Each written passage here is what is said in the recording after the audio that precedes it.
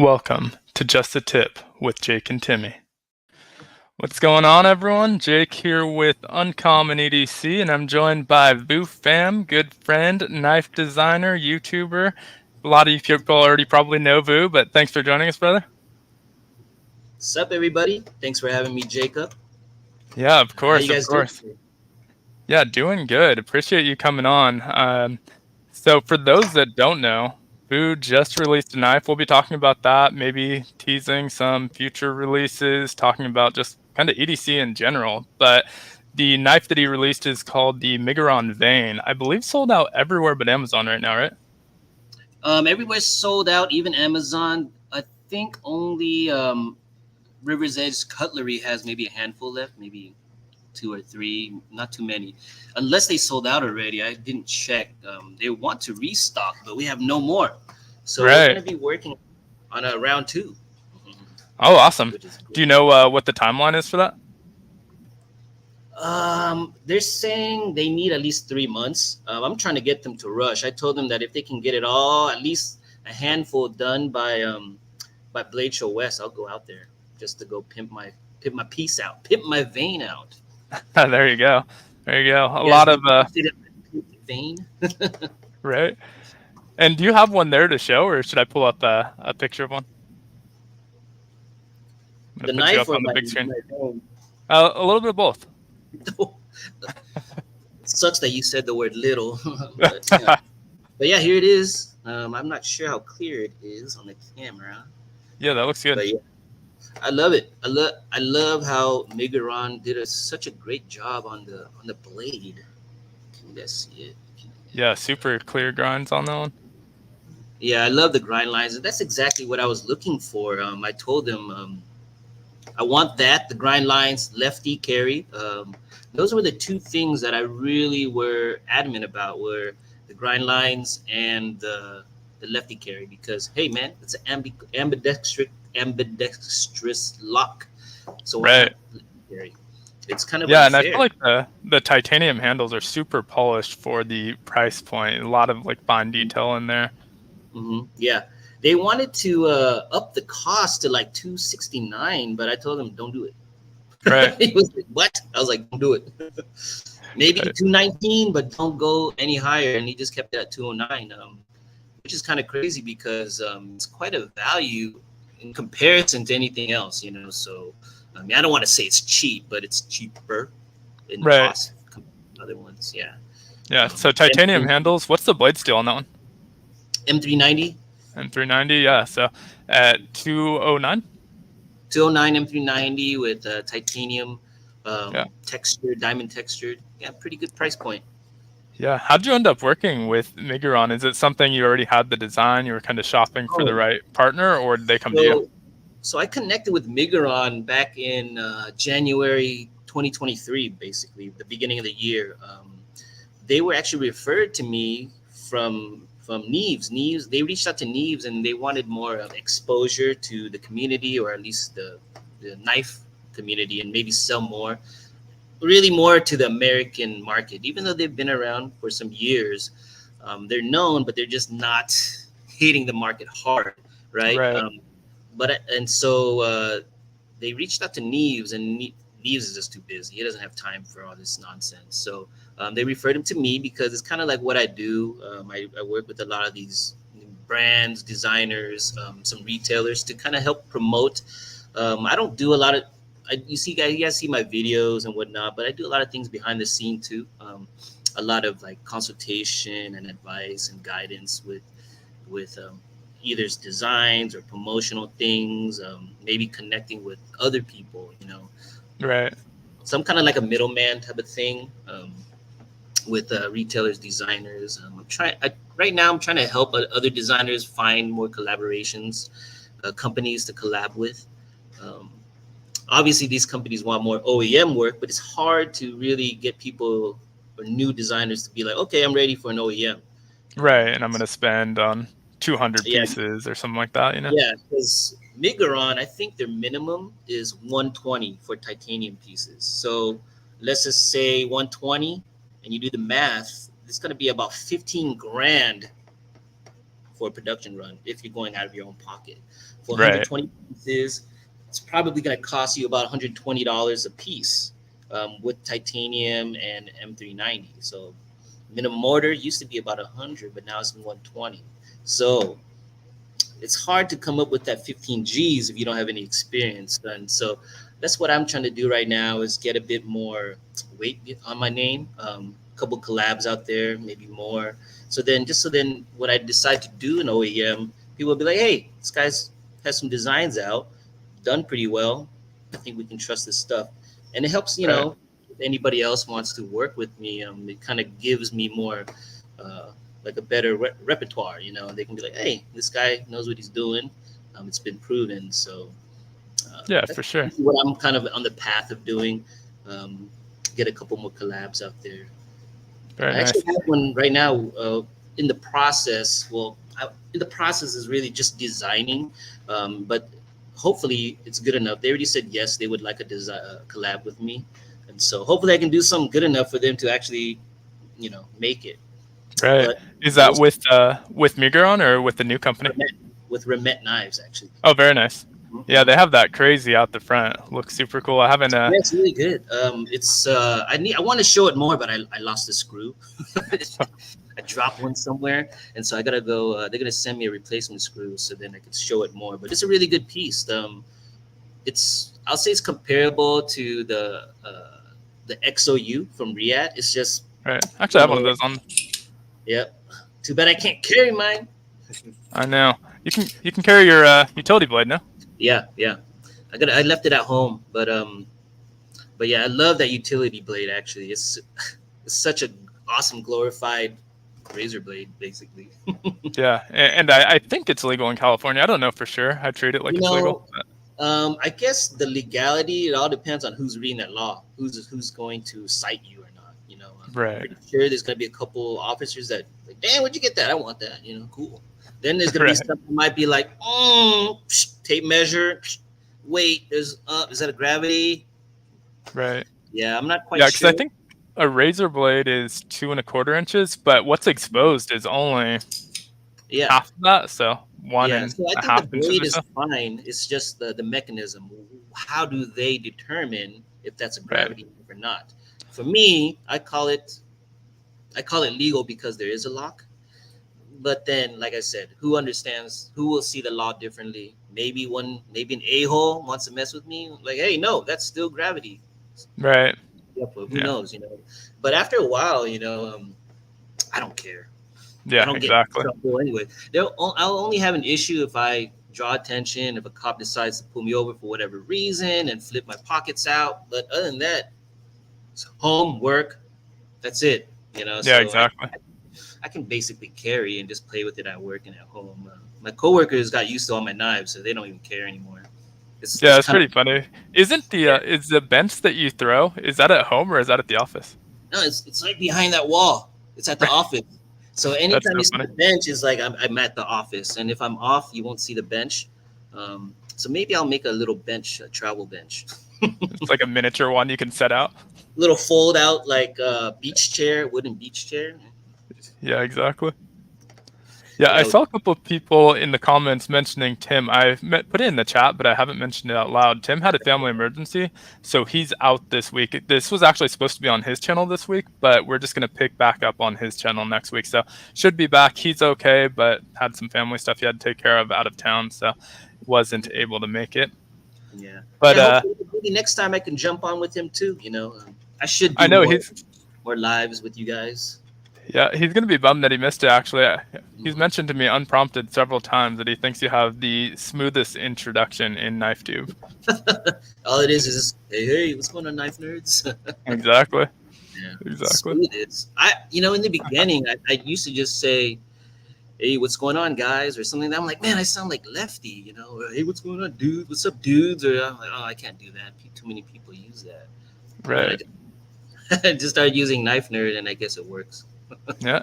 Definitely works. Like I said, he mentioned it before I even mentioned bringing you on. He's just like, I Yeah, feel like he has the smoothest intro. I need to come up with something. yeah. He used to tease me. He would do it on his little videos. Like in the beginning, he'll throw out a couple intros from other people, and then He's like, hey, I called you out too. I was like, kind of funny. For sure. Yeah, I One of never the thought it would comments. be like, what's Oh, go that? ahead. I was gonna I say was one of just the saying, comments was asking about, up and coming Chinese OEMs that about you mhm. mentioned Miguron, Tuya, Remet. Do you know of Oh, any others that don't get a lot of attention that are kind of out there so, looking for OEM work? so Miguron is actually not up and coming. They've been around for years. It's just that they haven't been, on many people's radars. Even though Metal Complex is always pushing them. Um, I think who else? I think Stasa always does a bunch of their cut testing, and he's did some good reviews on it. And so they've been around. It's just that they haven't had the exposure. And Right. I always say what I tell them is that nobody's collecting Migrons. You know, everybody's collecting Kaisers or Bastides or CGRBs. They just have collectors. While Migron, they don't have like a community or collectors little niche. People either just buy Migron or put it aside and buy it later. There's Right. nobody like going, ooh, that next drop is coming. I need to get that.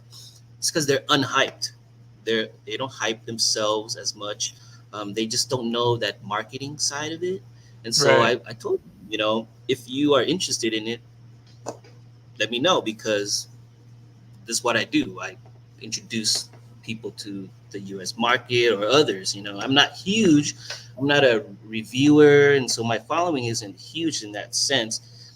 But I know a lot of people, so that's what I would tell them. And I think in the beginning, maybe Migron wasn't sure, and then now I think after a year and a half, he's starting to see, oh, that's what you were talking about. And so now they're a little bit more excited. They're more. I guess before he was just like whatever. It seemed like he was just doing knives just to do knives, but now I think he sees the potential that his company can have with the right people or the right collaborations. I told him collab with designers.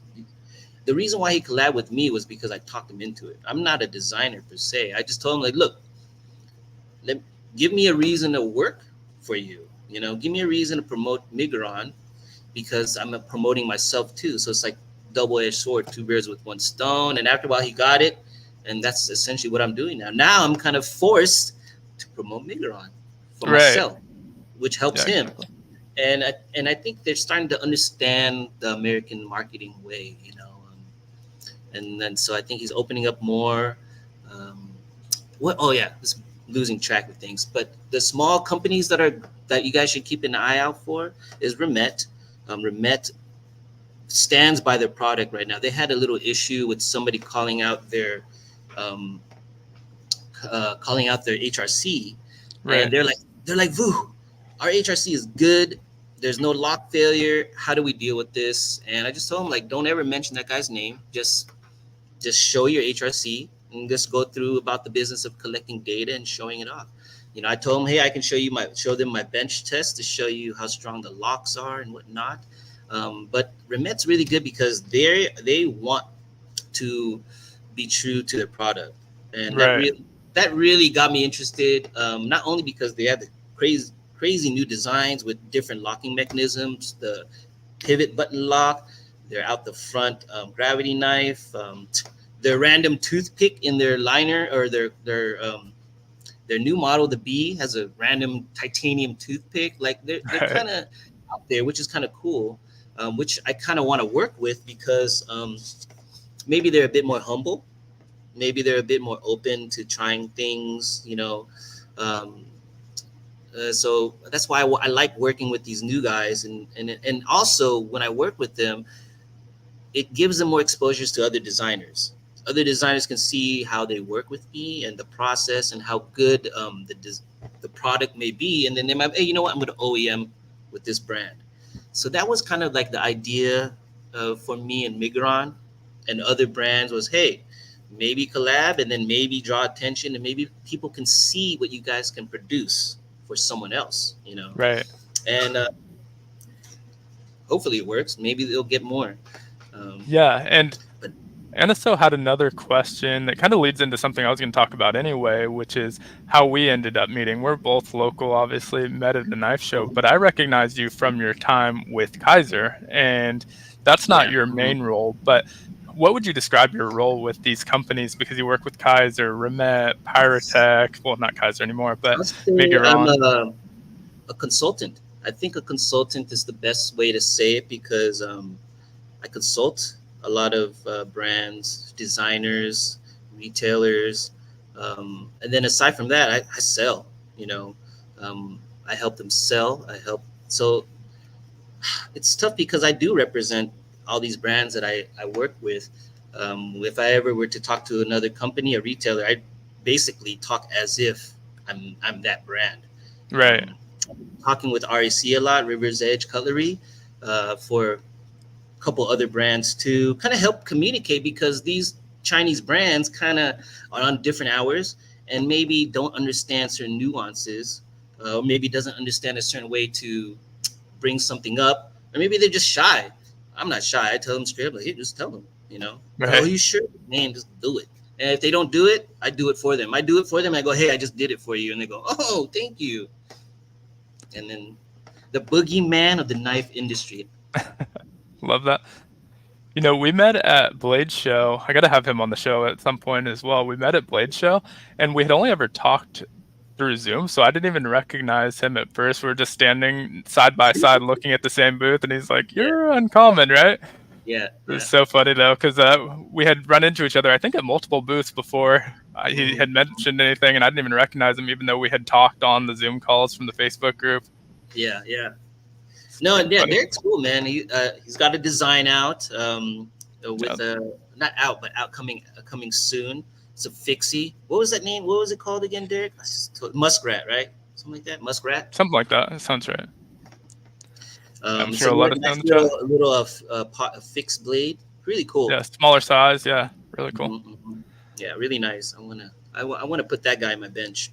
Hmm. There you go. But And yeah, we speaking met of, at. Mhm. oh, go for it.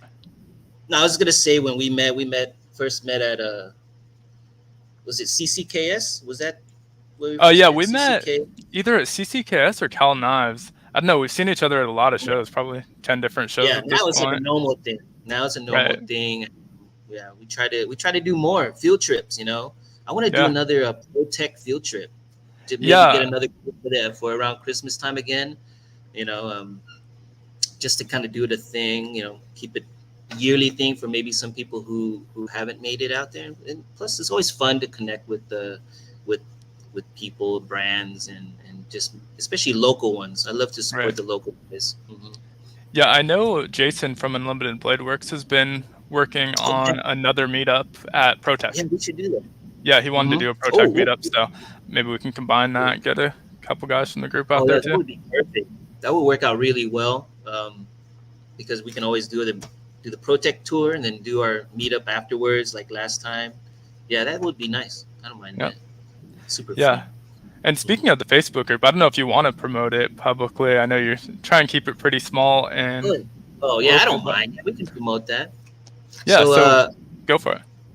You yeah, want to my answer that? stomping grounds in Facebook is called Sharp Art. So it's Sharp Art Group basically. If you guys feel like joining, go ahead and request. I'm not gonna put the link. You guys can do the business of looking for it. Then you guys might be worthy of joining. But yeah, Sharp Art Group. I only like cool people. So if you're not cool, don't request. If you plan to Yeah, and scam, don't request. it's an international group. We do occasional Zoom calls, so just kind of chatting knives, maybe once every month, month and a half or so. Local meetups, if you're local, there's a decent number of California guys in there, so we'll try and do pretty regular meetups. It's been a while, so definitely due for another one. Yeah, But yeah, we are due.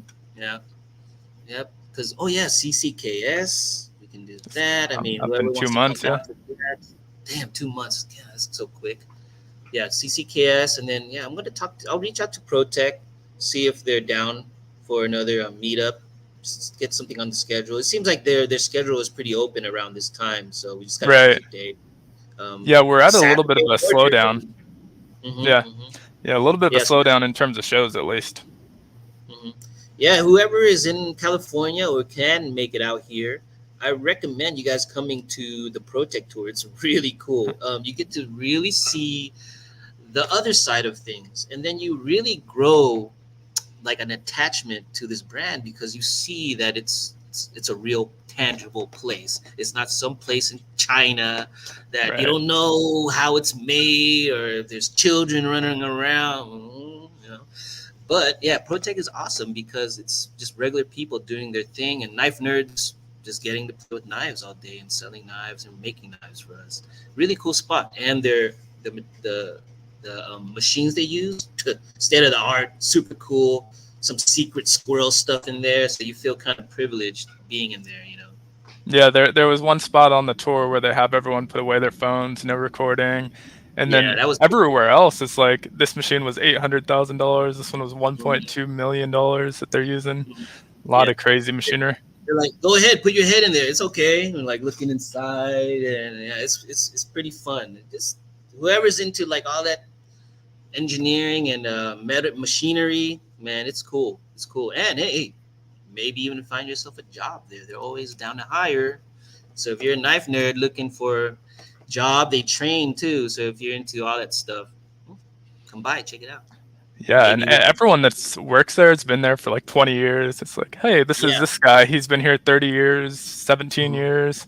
It's pretty wild. Yeah, they like to keep start people family, bring in family, and then keep them around. They like to keep it a really family type of business, close knit.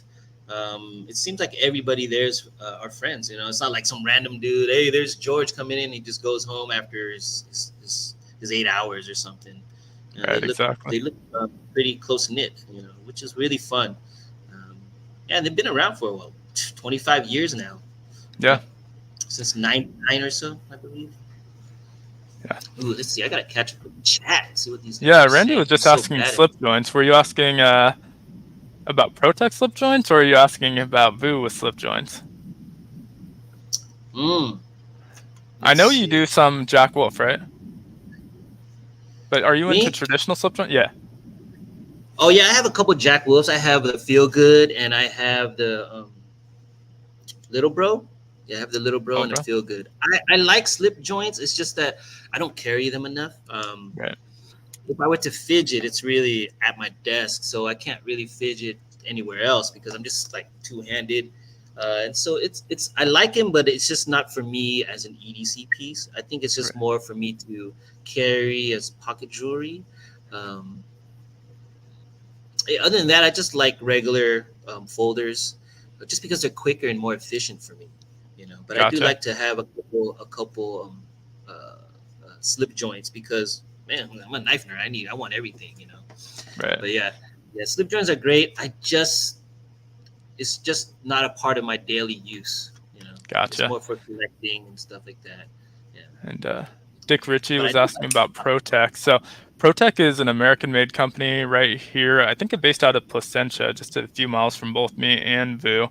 And they make a lot of automatics. So this is their Oligarch. This was their original prototype for it, but they have a production model now. They also make some manuals, not a whole lot. This is their TR3 manual, but their Malibu is probably the most popular. Mm-hmm. But a lot of really cool knives, and I think pretty affordable for an American-made company. Obviously, not with Yeah, like these prototypes and stuff like that, but their base models are usually like $200, aluminum, a decent steel. yeah, Um, yeah. The runt, that thing is like one something, 150s, 120s sometimes. I think that's a really nice small automatic under 2 inches. Really yep, good piece. Malibu's about what you can get them like 180, 200. It's actually, you're right though, with the affordability for American made. The only thing people might complain about is that it's aluminum. Most of their stuff is aluminum. Well, that's why it's affordable, but it's really good right, aluminum. right. I mean, And they you guys do have their seen, hardened steel. They do a little bit of titanium, but all on special runs. That yeah, stuff I feel like is a lot easier to get in the Facebook group because they do yeah. like monthly Facebook drops with special editions. And then also, if you are local and get to do one of the tours, they usually do have stuff for sale afterwards. That's pretty Yeah. limited type stuff. Yeah, they're really cool and accommodating. I really like ProTech. They're really, they feel like honest people. They feel Yep. like regular honest people that have nothing to hide, which is really great. That's why when you guys go to their they hide that one machine. That's about it. But That's why you guys should go to this tour, because it just gives you another perspective of the other side of things. Then you start to see why things cost things the way they do. Um, why is this piece cost so much? Well, I mean, look at the machines they use. But then there's only like a handful of machines in a sense. It's not like you go to China and you have a factory that has 1,000 machines. And that's where the trade-off is with pricing. People go, oh, make an American one. There's one machine to every 100 in China, and that's where the price gets really cut. Is because there's just more opportunity, more opportunity for machining, more machinings to do the work, and so yeah. Yeah. But then you really start to appreciate the work they put in, the quality, the time, and then you start to see that the pricing is worth it. It meets the product. It's But then, man, those customs that Protec make, they're like 13,000, Right. 16,000. You're like, what? And they sell. Yeah. Yeah, they Yeah. do both ends of the spectrum. What was interesting to me from the tour, there's two things that I really took away was one, the customer service. Chris brought in his old 15-year-old automatic and they restored it right there on the spot, 10 Yeah. minutes, and put a new button in, new spring, all of that good Yeah. stuff. Just good to Yeah. go. Stand Super behind cool. their products. Super cool stuff. Like, let's say you get a piece from them, send it back in, because they don't just send you a new replacement piece. They will try to restore the piece you got. It's only because they're limited in a sense. They don't Right. just print a million pieces and just let it sit in stock and then put them on sale. Um, so at least it's not too exclusive to get pieces from them. They're all worth. I like them a lot. Actually, Right. and I need a new Protex soon. Yeah, Maybe a exactly. CCKS exclusive, maybe. I want a non-proto version of the Oligarch. I think that might be what I go for Yeah, that next. thing looks nice. I really like the oligarch blade shape. Yeah. Yeah. So as far as next design goes, you already mentioned working Hmm. on your next design. Do you have anything else in the works that you're trying to get out there? Man, so I don't just design and then have design sitting Right. waiting, because I'm not a designer in that way. I'm more of a talker. I just talk a lot. I network and communicate a lot. And so when I design for companies, I just ask them, and if they're down for it, I actually literally sit down and try to design things specific for that brand. Um, with Remet, they're kind of futuristic, almost like they're kind of forward thinking in the way they design. Um, and so me now, I'm trying to design something a little bit more futuristic, a little bit more different. So it's time consuming for me, because I'm not a guy that just sits there and draws. But hopefully something comes out. But for that, I'm thinking about a little sway back. I don't know. There's not a lot of sway backs out there, but we'll see. Interesting. I never was a fan of a sway back until um, the Quivis variant PE. Let me understand how that handle feels in your hand and how EDC friendly it is.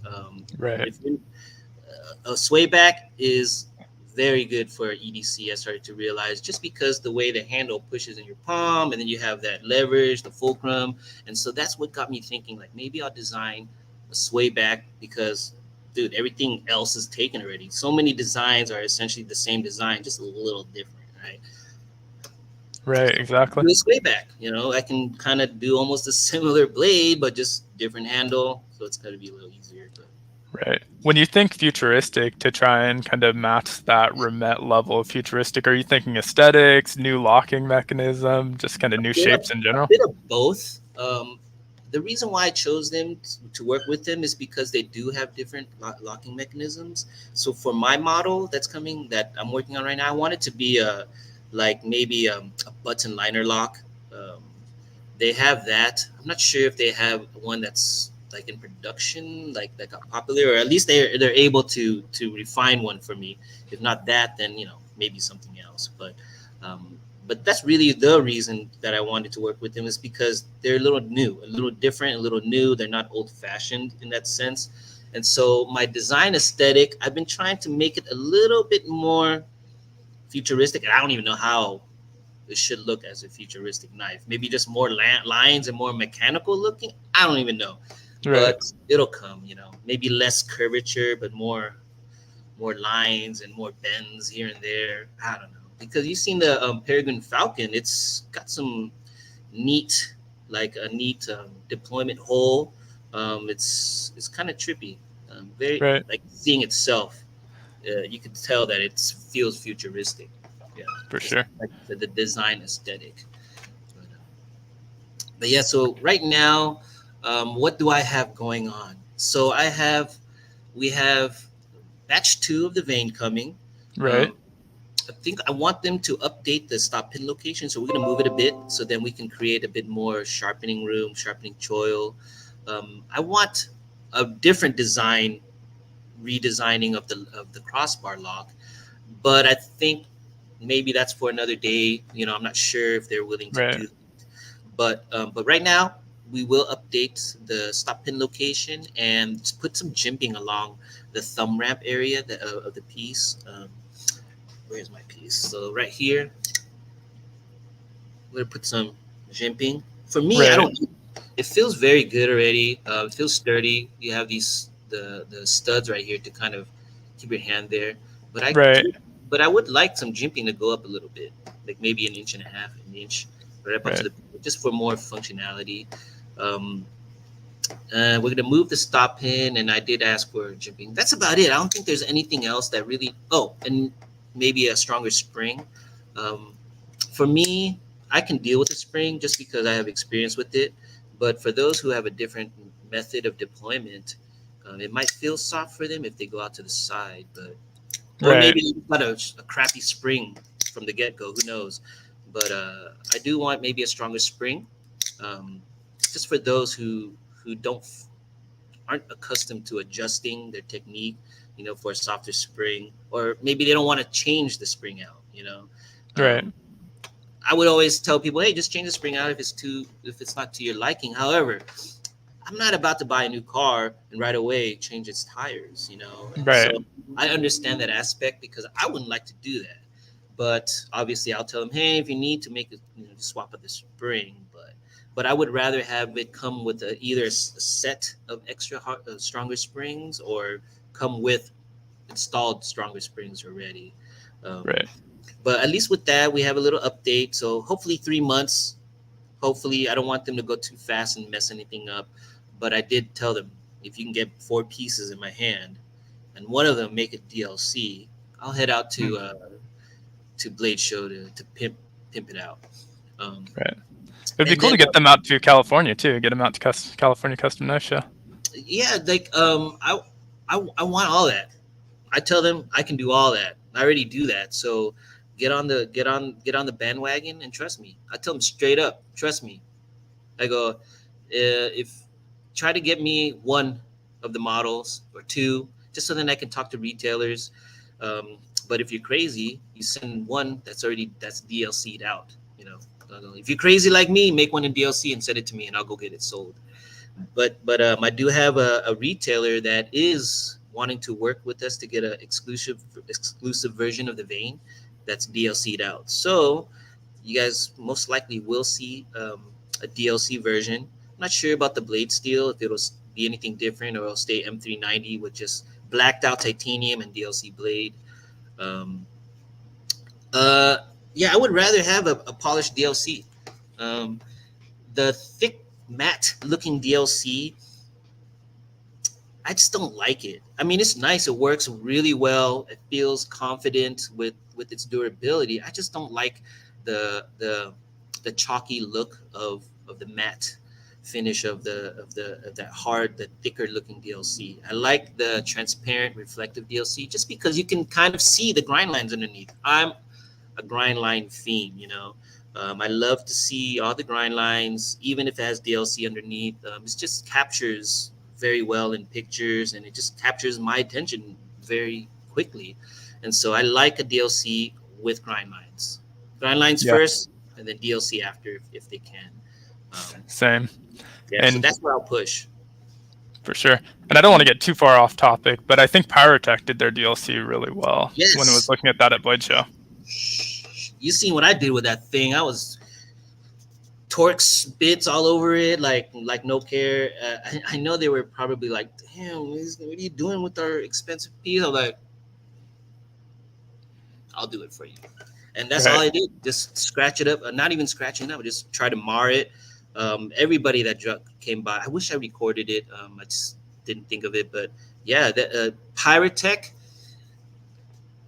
I think, is the number one crossbar lock out there right now.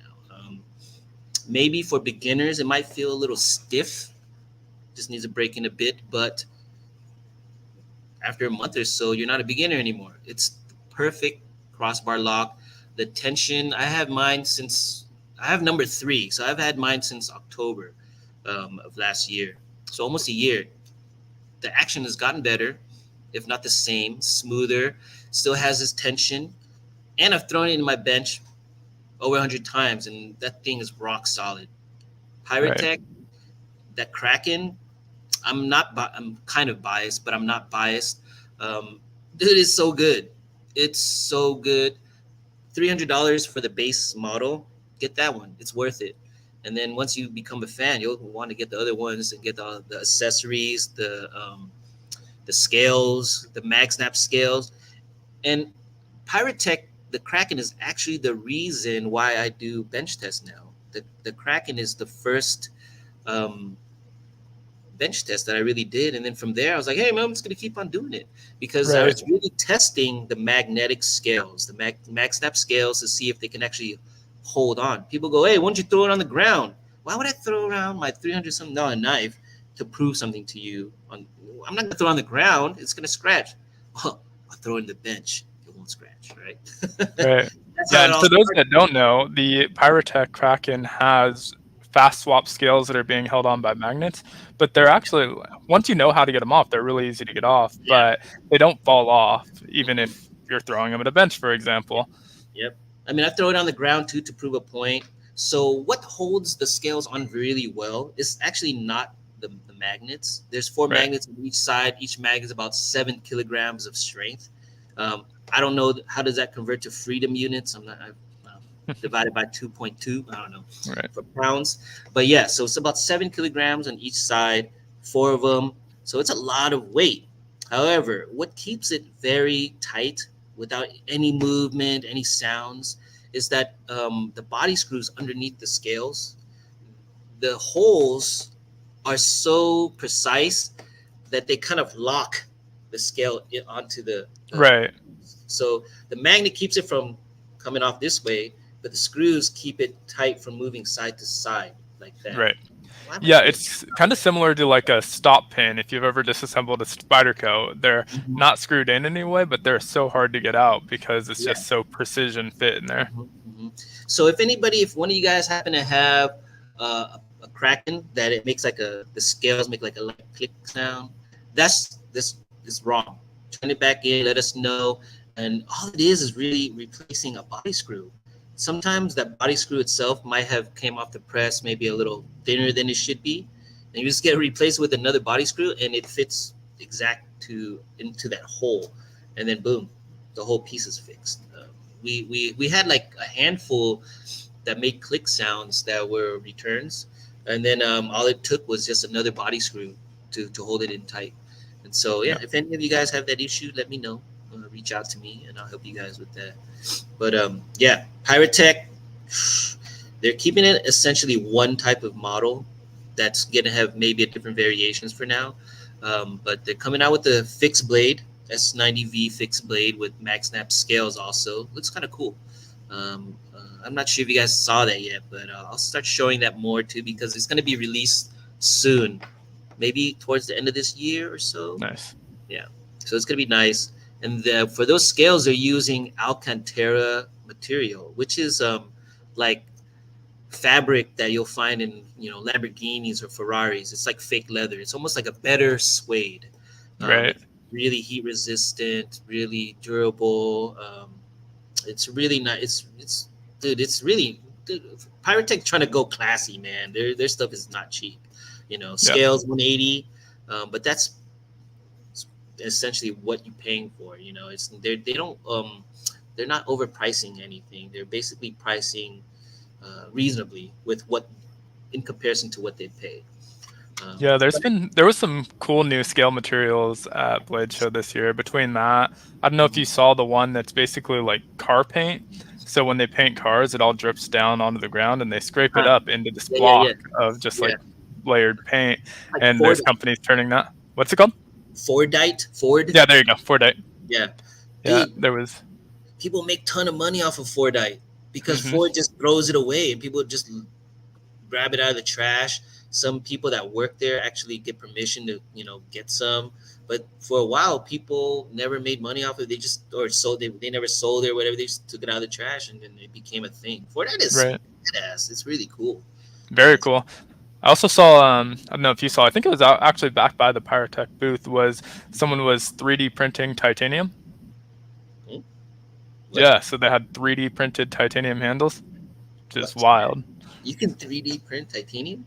They're the first people to ever do it, apparently. Man, that's pretty crazy. I've seen like metal 3D printing metal stuff, but I never realized that it goes up to titanium. Yeah. Yeah, yeah, Yeah. pretty wild. Have you seen that But 3D printing meat? yeah, Ew.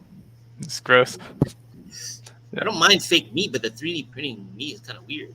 They right. 3D printed steak and stuff. Didn't Arby's do fake vegetables that was made out of meat? You know how they have like Beyond Meat? It was like Beyond Vegetables, kind of a spoof of it. It's kind of gross sounding. I'd have to A little try bit, it. a little bit. But I did get a little bit off track when we were talking about the vein. I wanted to ask you. I Oh know a yeah, lot of people asked about the mini vein. Is that going to be a thing? I want it to be. So the mini vein or the little vein, I'll call it the little vein instead of the mini We can vein. call it average. It's a normal size. Let's call it the average vein. The Yeah. average vein is it's about an inch shorter than the other vein. So yeah, so it's an average vein. I kind of went about maybe half an inch on each end, so it's about a 3 inch blade or lower. But then I want everything else to be the same. Right. So just imagine the vein but chopped. Shorter, So but not thinner. you'll have the same thickness, the same girth. Since we're talking about the vein, that's the right word to use. Yep. Everything else is the same, just shorter. And so I don't know if they'll like that. I don't know if you guys would like that, but we'll see. That's an idea. If not, then I'll just shrink everything else. But I think maybe just a stubby version of the main vein is a good idea. It's gonna be very strong. It's gonna be a workhorse. What I would change for the little vein, I would make it. I want a hollow grind, maybe, just so then it's like a tiny little fifth pocket box cutter, just a little workhorse to put Right. in. So we'll see. Maybe they'll be able to put a nice hollow on it. Um, but yeah, mini vein to pair up with this guy, I think it would be cool. It's just maybe about that big. And how long is that one right now? This one is 7.5. Damn, I just forgot. Hold on, let me look it up. 7.56 overall. Okay, so it would end up in like the 6.5-ish range for a mini. Yeah, something like that. Even if it doesn't, even if we just go off the measurements, I would just kind of lower down. I want the blade to be like 3 or sub 3, maybe 299 or something like that. Just so then maybe there's more access, more people to carry. Right. But really, the idea for a little vein is two things for people who can't carry larger blades, and then just to make a collecting thing. People, if you have the main vein, why not pair it up with a little side piece? So Right. that was one of the ideas that I like to do for the little vein too. Was one, make it accessible for those who need shorter blades, and then two, make it a collector thing. Because why Right. not? It would be kind of cool. Yeah, Uh, have you seen people customizing their smocks? There's someone who does like a chop on it to about a yeah, half length blade, so you get the yeah, same handle but that stubby blade. yeah. I've been wanting to grab one of those.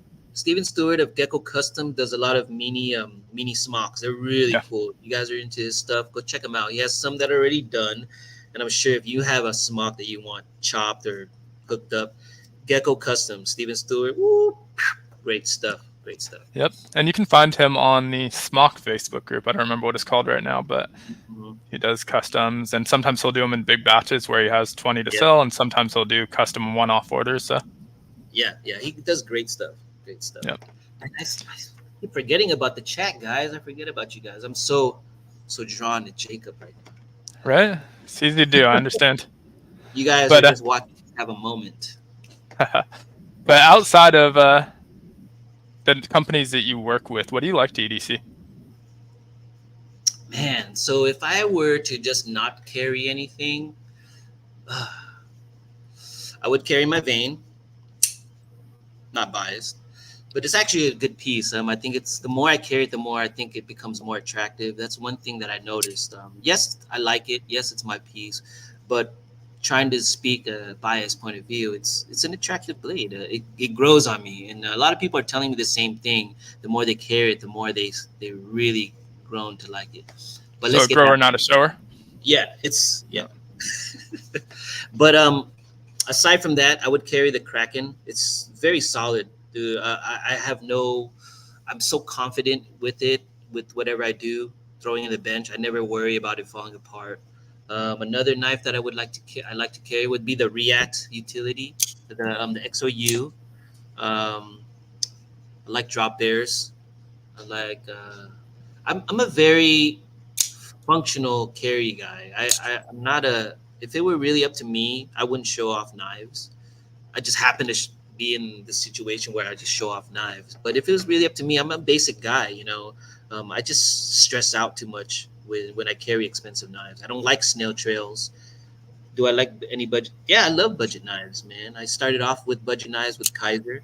I essentially had only budget knives for a while. I did not know how to get into the 200 range just because I loved all the pieces that I had that were under 200. They were so good, and so it's tough for me to actually get into the 200 range. But once I did, 300, 350, 450, 600. You Yeah. guys know once you pass that threshold, it's quite easy to Yeah, keep. there's no going back. So when I got into knife collecting, I was probably $100 threshold for a long time.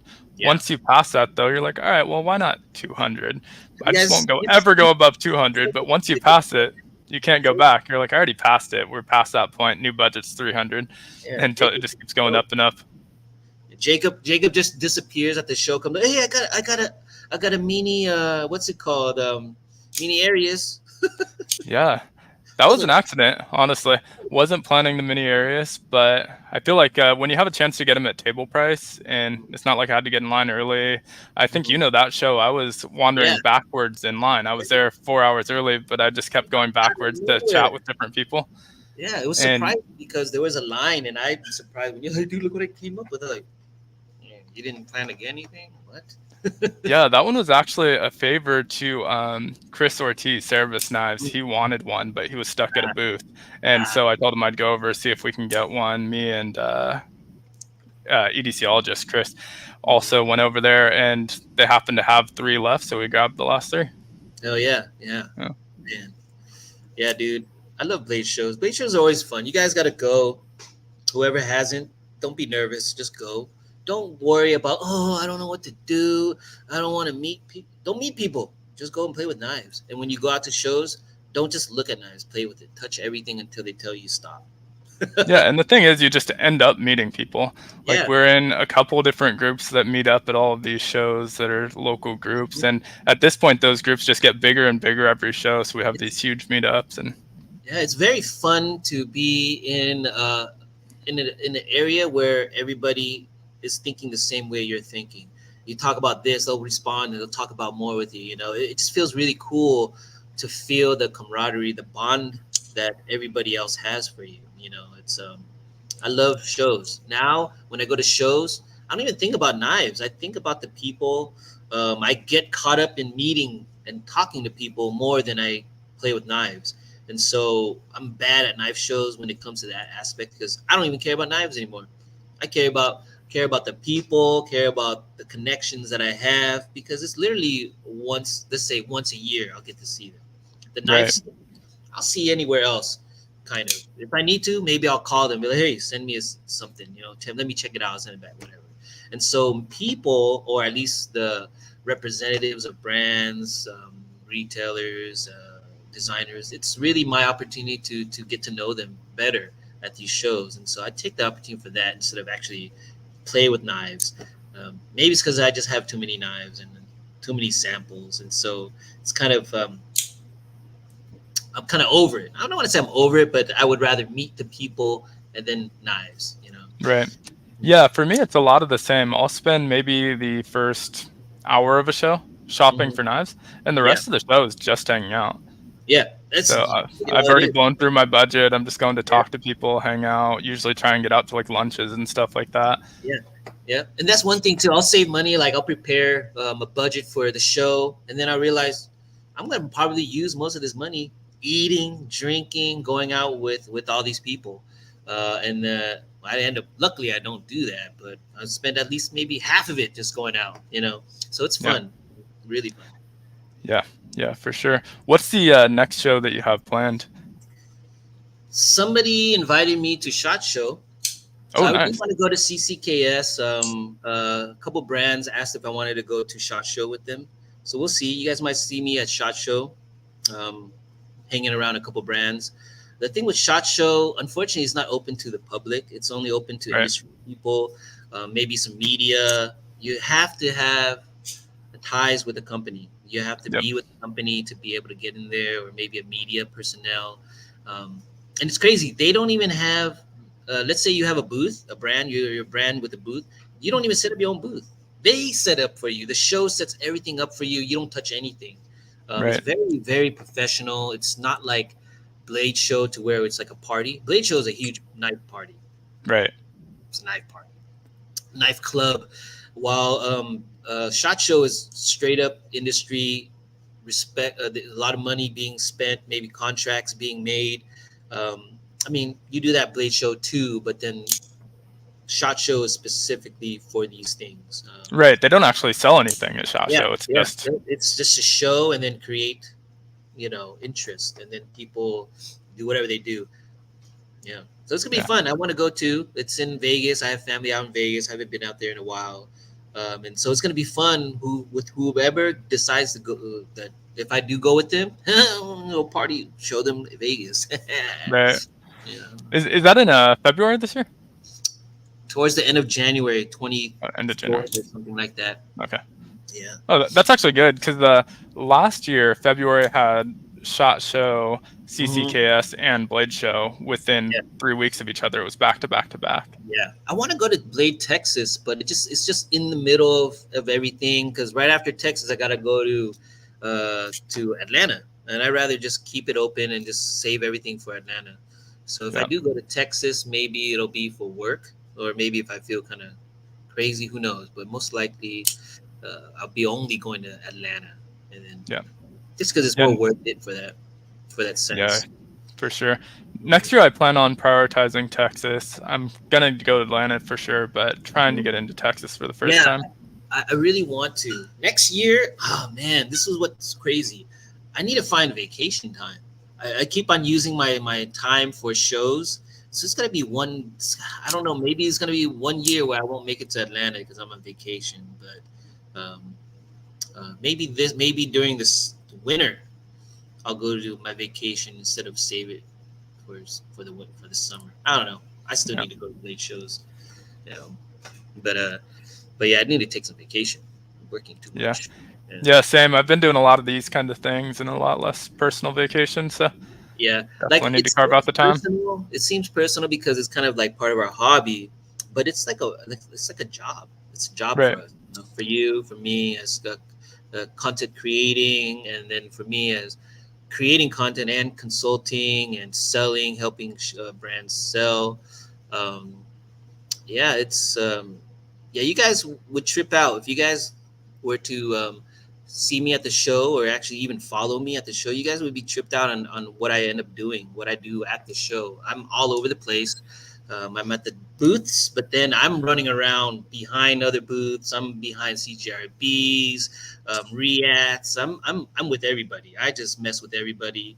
Um, yeah, I'm all over the place. You guys gotta go, man. I want to see everybody there 1 year. That'd be cool. Yeah. So much fun. Yeah, it's But totally worth it. Totally worth it. for sure. Yeah. We're Yeah. running up on time, about 5 more minutes. Is there anything else you wanted to talk about while we're here? We can always do another one of these in the future, but Oh yeah, I would like to join again. I just need to do more of them. What it is because I don't do a lot, so it's easy for me to be like, oh, another time or whatnot. But I would want to do more lives, and then to get better at reading the chat. I feel so bad that I'm forgetting about the chat, just because I'm stuck talking too much. But I'll get used to it. But Yeah, it definitely takes some getting used to. I try and pin up the questions more so, and yeah, just kind of anything funny I that just pops keep up. on But looking into your eyes while I'm talking, and so it's very difficult to read all these messages and stuff. right, right, completely Yeah, reasonable. yeah, But yeah, man, so that went by quick. Wow. it did, right? It always does. Every time we get to the end, I'm always surprised. Yeah. But so you're on YouTube, publish Mhm, YouTube videos about knives, a lot of bench tests, a lot of fun. You're on Instagram, good mhm. place to follow you. What about just kind of in general, where to find your next knife design when you announce it? Where should people look for you? Oh, I'm the most active on Instagram, even though it's the worst place for us. I just am so used to posting up there, but then I end up posting on there and YouTube and Facebook. So you guys will see me at least posting up, sharing on at least 3 platforms. Um, Yeah, yeah, so for sure. yeah, So it's coming sooner or later. I'm gonna be uh, maybe showing off some designs that I might need some advice on, maybe some opinions, or maybe I just give it to them and just have it produce it right away. Who knows? So we'll right. see. Hmm. Yeah, and I definitely see you on so many of the Facebook groups. I mean, I know we're in a dedicated Facebook group with a lot of locals anyway, but Yeah, I'll see you posted up on Rec, Best Damn EDC, all of the big yeah, ones, the Spider Coast, Paramilli. yeah. I spam all my stuff, and it's funny because in like best damn EDC, you're not allowed to do all that stuff. I just do it and see what they say, but they don't say anything. Maybe because at least I post stuff and do engagement while nobody else is doing anything. So, but yeah, I My spam all my stuff, share all these links, and normally you're not supposed to, but they tolerate it just because hey, I'm driving engagement. Yeah, You thank know you my guys. favorite post in that group? Or Huh. this guy, I think I want to say his name is Dan. I'm Mhm. sure you've seen his post. He posts about his belt. He's like obsessed with this belt. It's probably posted in there 100 Isn't times. that Ranger guy? Yeah, yeah. In like the Netherlands. Yeah, yeah, yeah. He has this big old belt, and he's always Yeah. like showing off. Yeah, yeah, yeah, yeah. He's a nice cool guy, dude. He is. Everyone's always giving him shit, but I love seeing his posts. It's always so funny to He's, read through the yeah, comments, and he's just because passionate about it's so innocent. basically Batman utility belts. Yeah, he's so innocent with what he does, and then there's like douchebags like some other knife nerds out there just clowning on him. Yeah, Like, yeah, I man, love those posts. yeah, yeah, he's a cool dude, down to earth, just not worrying about what others think, just doing what he likes, and in a Exactly. nice, innocent way. He's not like some jerk. He's an older guy, and so I like the fact that he's just doing his thing and not worried about us, not us, but those people talking crap on him. Yeah, exactly. Man, right away I Same. knew who you were talking about. The belt. That's funny. But all right, I'm gonna wrap it up. When we drop off, we can stay on for a few minutes, but we'll drop off the live. Huge thank you to everyone who came and watched. Make sure to follow Vu, join the Facebook group, all that good stuff for future designs. We'll definitely have them on again in the future. Also, a huge shout out to the mods. It looked like Randy and Bluminati were holding it down in the mods today, so check them out. They both have merch. Bluminati's wife, Twisted Sis, also has some merch, so make sure to check out their shops as well. But thanks everyone. Thanks, Vu. Thank you guys. Thanks for having me. It was fun. Thanks, Yeah. Jacob.